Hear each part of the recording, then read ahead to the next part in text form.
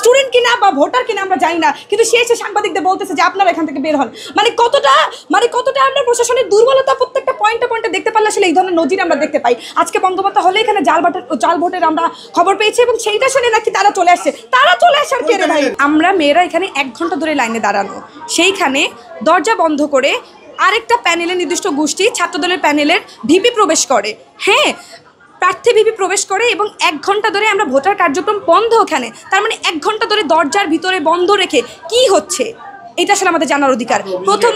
প্রথমত এটা, দ্বিতীয়ত সে কিভাবে এই হলে প্রবেশের অধিকার পায়, প্রবেশ অধিকার কিভাবে পায়, এটা আসলে প্রশাসনের কাছে বড় প্রশ্ন। তার মানে বোঝাই যাচ্ছে যে ভোটের কার্যক্রম আসলে কিভাবে চলছে আমরা বুঝতে পারছি, স্পষ্টভাবে বুঝতে পারছি। যে কিনা স্টুডেন্ট কিনা বা ভোটার কিনা আমরা জানি না, কিন্তু সে এসে সাংবাদিকদের বলতেছে যে আপনারা এখান থেকে বের হন।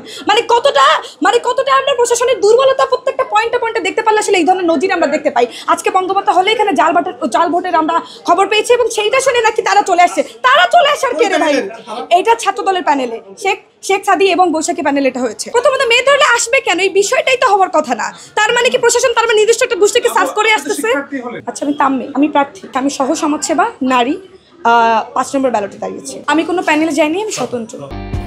Admission open at Uttara University. উনি বলতেছে উনি নাকি নজরুল স্যারের খুব ক্লোজ। তো স্যারের ক্লোজ হলো সে কেন ভিতরে ঢুকবে? সে তো মনিটরিং টিমের দায়িত্বে নাই। যে স্যার দায়িত্বে আছে নজরুল স্যার এখানে উপস্থিত থাকবেন, কিন্তু তার আশেপাশে একজন স্টুডেন্ট কিনা বা ভোটার কিনা আমরা এটাও জানি না। একজন বাইরের মানুষ কিভাবে স্যারের সাথে ঢোকার পারমিট পায়? তার মানে বোঝাই যাচ্ছে যে প্রশাসন। আমাদের হচ্ছে 49 থেকে 53 ব্যাচ পর্যন্ত, তবে সে 48 ব্যাচ, কিন্তু কয়েকটা ব্যাচের মাস্টার্স কমপ্লিট না হওয়ার কারণে অনেকেই এখন ভোট কার্যক্রম করতে পারছে আর কি। সে ঢুকতে পারে কেন? এখন তার যদি মাস্টার্স কমপ্লিট হয়ে থাকে, সে 48 ব্যাচ, তাহলে সে তার ভোট নাই। এইটা তো বড় প্রশ্ন, যেটা তো আবাসিক হল মেয়েদের, এখানে সে কিভাবে ঢুকে? এটা তো একটা বড় প্রশ্নের জায়গা।